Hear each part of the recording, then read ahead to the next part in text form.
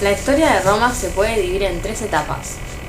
La primera es la monárquica, dada desde el siglo III hasta el V a.C.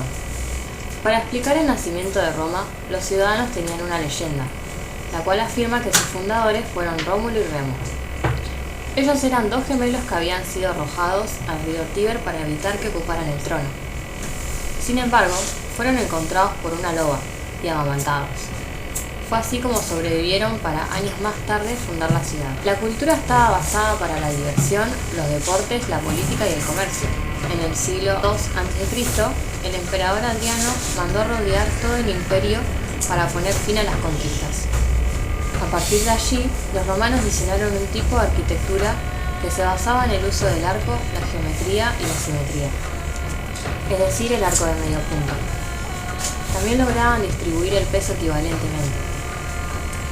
Como podemos observar en las imágenes, los puentes eran a la vez acueductos. Por un lado encontramos al Panteón, que quiere decir templo de todos los dioses. Principalmente fue creada en el año 27 a.C. y posteriormente fue modificada en el 123 después de Cristo. Gracias a la realización de la forma del techo, llamada cúpula, hubo un importante desarrollo de edificios gubernamentales y templos para rendirle culto a los dioses. A continuación, podemos observar el Coliseo o anfiteatro de Flavio, construido en el año 80 después de Cristo, con una forma circular. Su fin eran las luchas de gladiadores y además en los arcos eran expuestas las esculturas. A medida que las clases sociales iban descendiendo, los asientos se situaban cada vez más arriba, de modo de que el emperador estaba ubicado debajo de todo. De las 5 órdenes arquitectónicas, solo 3 aparecen en el anfiteatro, las cuales son el corintio, el jónico y el dórico. Se pueden distinguir ya que el corintio está decorado de hojas de acanto, el jónico tiene capitel de volutas y el dórico es el más simple y geométrico. Los dos restantes son el tonel toscano, que estaba basado en el dórico, y finalmente el compuesto, que es la unión del jónico y corintio. Este es el circo máximo, hecho en el siglo II a.C. y modificado en el año 50 a.C. por Julio César. Consta de una forma ovalada y era utilizado por las carreras de cuadrigas por el emperador y los senadores. Como medio de entretenimiento, también se encontraba el teatro. Posee una forma especialmente semicircular por las obras y recitales. La imagen siguiente muestra la columna de Trajano, que fue construida en el año 114 a.C. A lo largo de toda la columna narra en forma de espiral los logros militares del emperador Trajano, en lo cual menciona la victoria de Dacios, la actual Rumania. Por último, tenemos las termas de Caracalla, mandadas a construir por el emperador Caracalla en el año 216 d.C., con la finalidad de reuniones y baños de toda la alta sociedad romana, y a la vez se usa como museo de copias de obra de arte griego.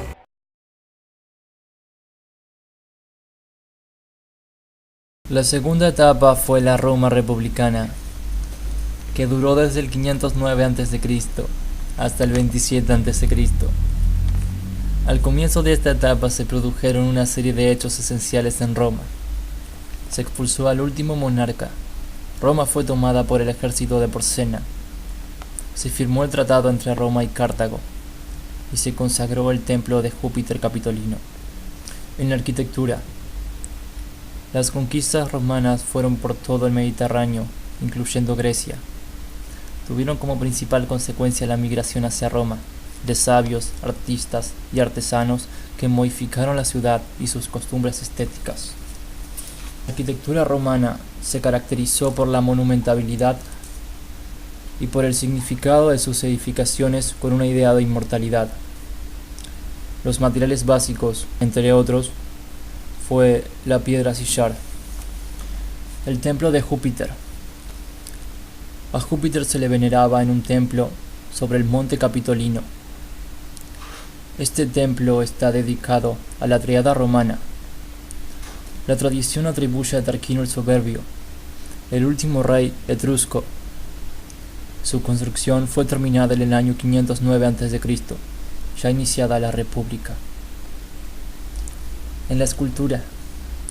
Aunque la escultura romana tuvo infinidad de representaciones, en los retratos de época republicana la escultura romana tiene un gran realismo, con los rasgos faciales muy acentuados. La escultura. Aunque la escultura romana tuvo infinidad de representaciones, en los últimos retratos de la época republicana, la escultura romana tiene gran realismo, con los rasgos faciales muy acentuados.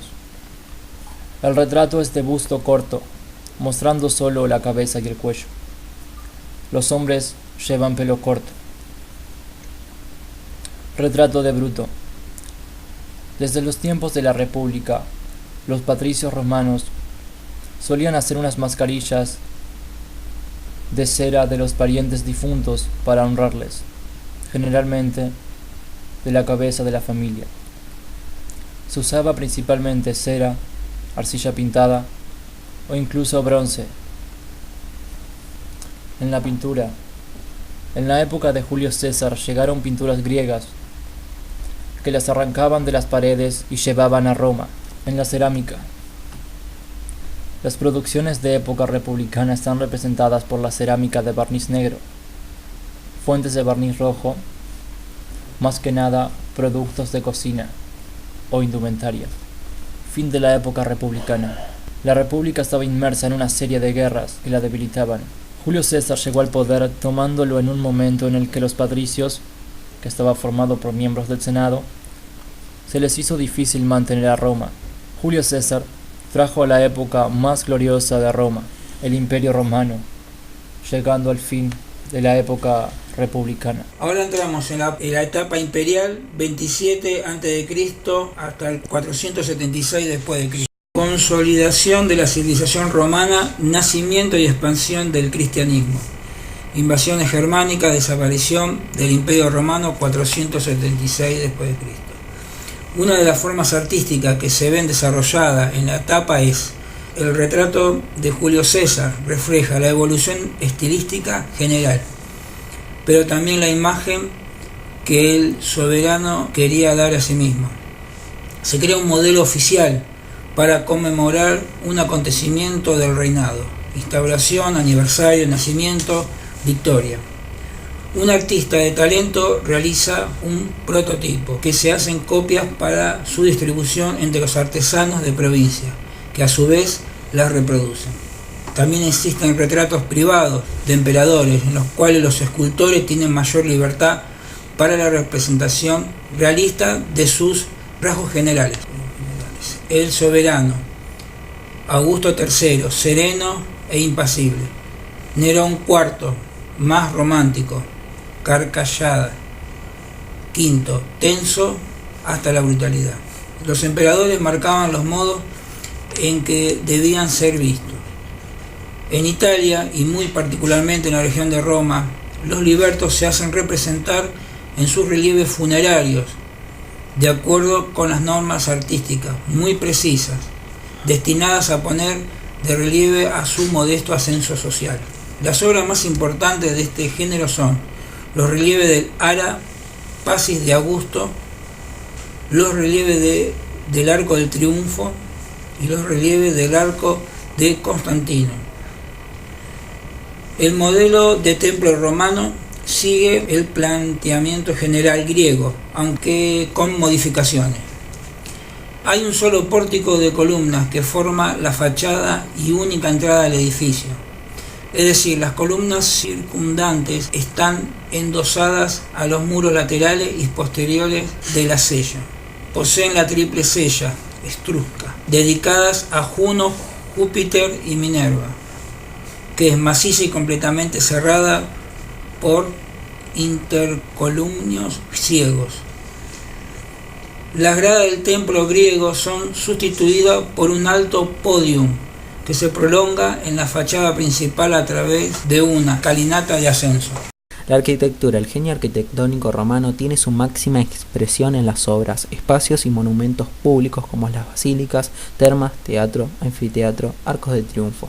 El teatro romano se diferencia del griego en que no se excavaba en la ladera de una colina, sino que se construía exento, primero en piedra y posteriormente en ladrillo. El espacio que quedaba atrás de las gradas era aprovechada para la construcción de galerías y vomitorios, que permitía la comunicación con las distintas zonas del teatro, facilitando su rápida evacuación. El gran telón de fondo acabó construyéndose en 3 cuerpos adintelados con rica decoración de columnas y estatuas. El Coliseo, anfiteatro de Flavio, mandado edificar por el emperador Vesperiano e inaugurado por Tito en el año 80. Tiene capacidad para 50.000 espectadores, emplea bóveda de aristas y arcos de refuerzo de ladrillo, dispuestos a estrechos en la bóveda de hormigón. Su trascendencia para la arquitectura es enorme. Los edificios para los grandes espectáculos de masas contemporáneas, plazas de toros, estadios de fútbol, siguen el modelo creado por los romanos. El último intento de restaurar el poder imperial fue dirigido por Teodosio el Grande, quien proclamó al cristianismo como religión oficial del imperio. Antes de morir, dividió el imperio entre sus 2 hijos. El mayor, Arcadio, le correspondió al imperio romano Oriente, mientras que el menor, Honorio, quedó al frente del imperio romano de Occidente. A mediados del siglo V se produjo la irrupción de los hunos, guerreros asiáticos que al mando de Atila saquearon campos y ciudades, tanto a germanos como a romanos. Solo una alianza de romanos y visigodos pudieron derrotarlo en la batalla de los campos de Catalaunius, al sur de Francia. Luego de la muerte de Atila parecía que Roma podría reponerse, pero recibió un duro golpe cuando los vándalos, que habían pasado por Hispania al norte de Francia, saquearon la ciudad en el 455. Finalmente, en el 476, un jefe mercenario, Odoacro, depuso el imperio al niño Rómulo Augusto, que se proclamó rey de Italia, y envió las insignias imperiales a Constantinopla. El imperio romano de Occidente había dejado de existir.